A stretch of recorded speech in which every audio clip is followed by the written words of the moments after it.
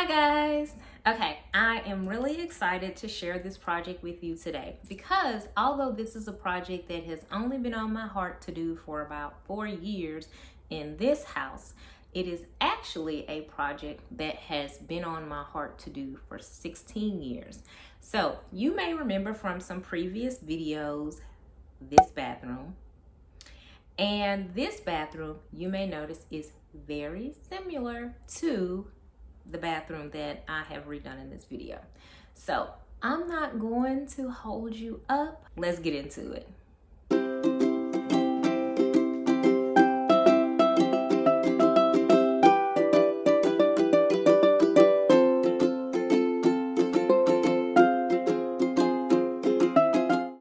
Here are a few before shots of the bathroom.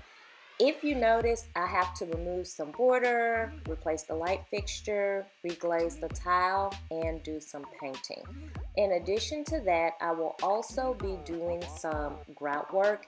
You'll notice here that there are some dark areas. Those dark areas are not dirt, that's missing grout.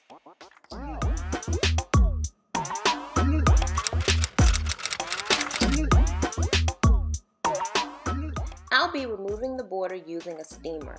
I'm using this rag because as it steams the paper, you may notice that water will drip if you're using a steamer. It is best to steam, let it cool down for just a bit, then pull the paper off so that you do not also remove the paint while you're removing the border. You'll notice on the lower part of the wall, I did remove some paint, but I got the hang of it, and here we have perfect border removal.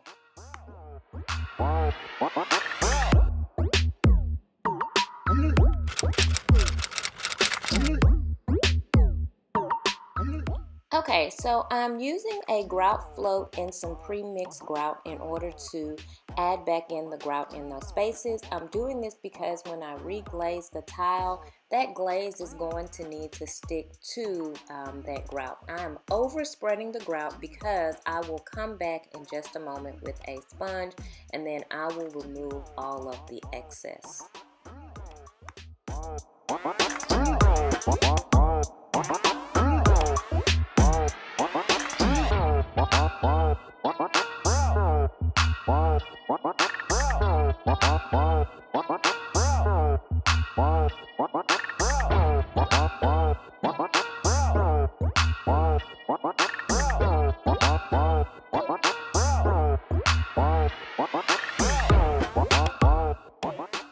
It has dried, and now I'm using that grout sponge to take off all of the excess grout from the tile.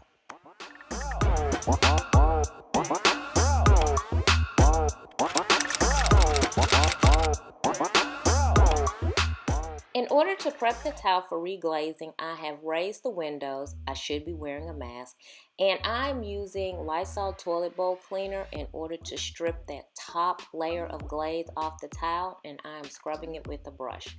After I'm done cleaning the tile, I'll wash it down and then allow it to dry. Once the tile has dried, I then take out my palm sander, and I'm using the palm sander to go over the tile in order to make sure that that has a rough surface for the glaze to adhere to. I will wipe the tile down after sanding, and then we'll be ready for glazing.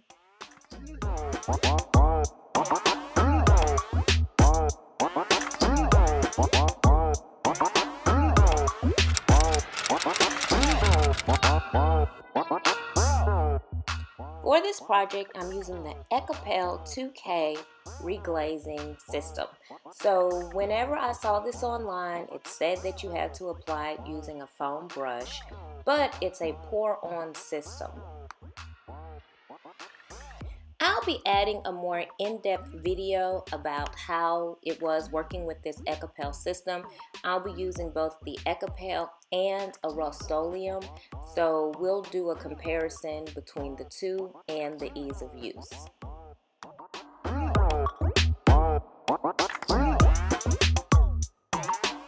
So in order to begin, I made sure that I'm wearing gloves, and I started by pouring it on using a small cup. After I've poured it on, I use the foam brush to push the glaze into the grout areas and to cover the tile. So I continue this same process throughout the entire bathroom walls.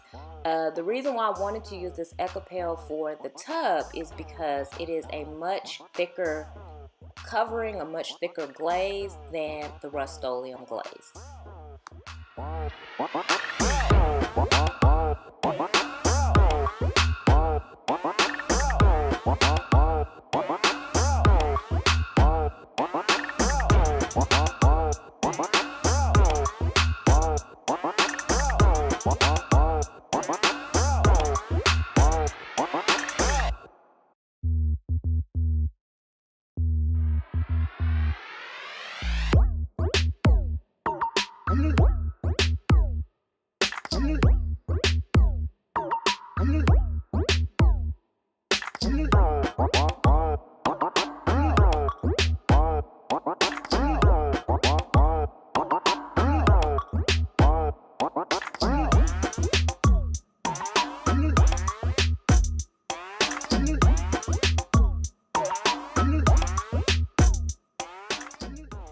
Okay, so now you may notice that I've moved to the opposite wall and the tile bar is fixed.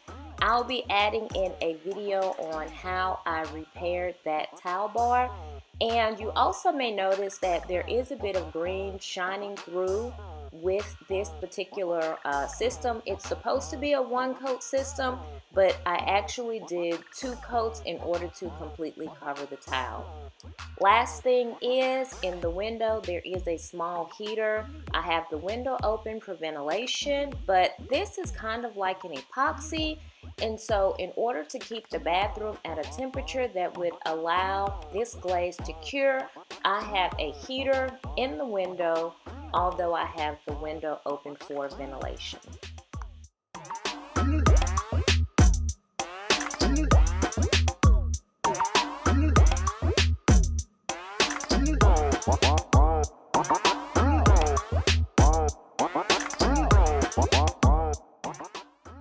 I've moved to the opposite wall where I'll be using the Rust-Oleum kit, and I had to put on a mask. The fumes from this particular kit are very, very strong. But just like the Eco-Pel, it has an activator and then it has its base, and so we will be mixing those 2 things together before we get started with our reglazing. Now, these walls were prepped in the same way as the tub, so the process is very similar. Okay, so once these are mixed, I started applying it to the wall, and I noticed that this system does not go on as thick. So you'll be able to see how it's just coating, but this definitely took approximately 3 coats in order to get the type of coverage that I really wanted for this wall.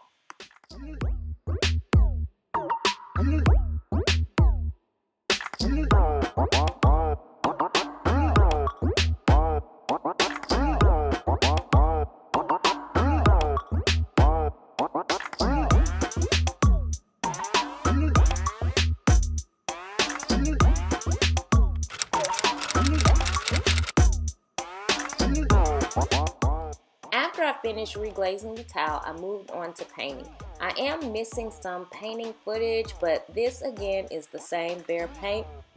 It's the same shade of gray that I use throughout the home. Because this is the main bathroom in the house, I wanted to be sure that it fit in with the decor of the rest of the home. I'm also using bare trim paint in order to paint the cabinets that are in the bathroom and to paint the trim around the bathroom. So it is actually taking me 2 coats of white in order to paint all of that trim to take it from green to white, but I think we're making great progress thus far.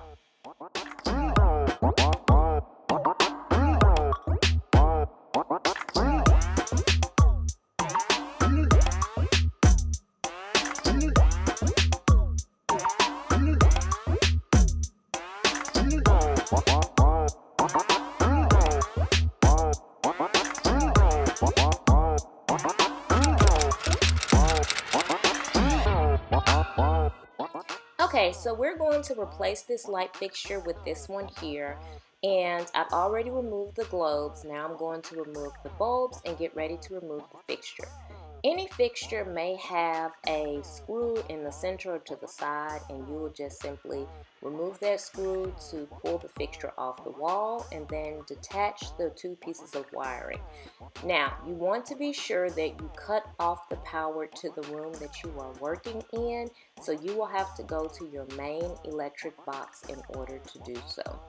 I noticed here that they had wrapped these with electrical tape, and so I removed the tape and then removed those two items. Next, I'm going to repaint the wall where I've removed the fixture from, because I don't want this fixture that is not the same exact size to have a bare wall or the previous color showing because we've changed the fixture. Last but not least, we are now attaching our new fixture to the wall, and we've already done the wiring and things, and now we're going to get ready to add back in the lighting, the globes, and all of those additional pieces.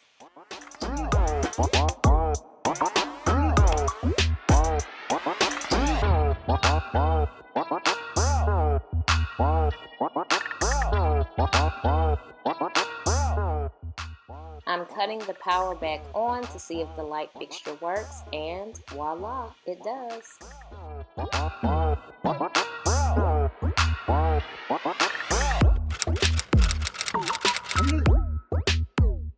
Okay, so I'm going to be using this 5-in-1 painting tool and this hammer in order to remove the aluminum strip that's between the wood floor and this linoleum floor.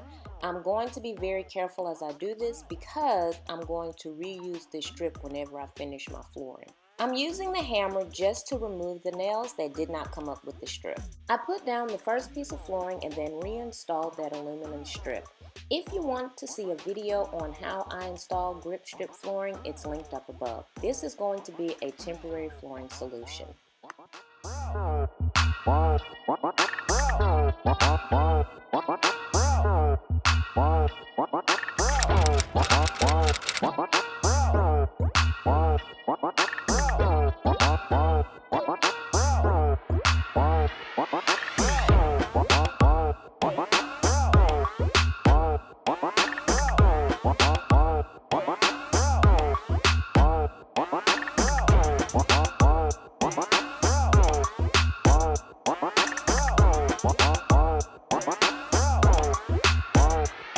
Thank you so much for taking the time to watch the video. Be sure to like, comment, and subscribe if you would like to see more inexpensive design inspiration.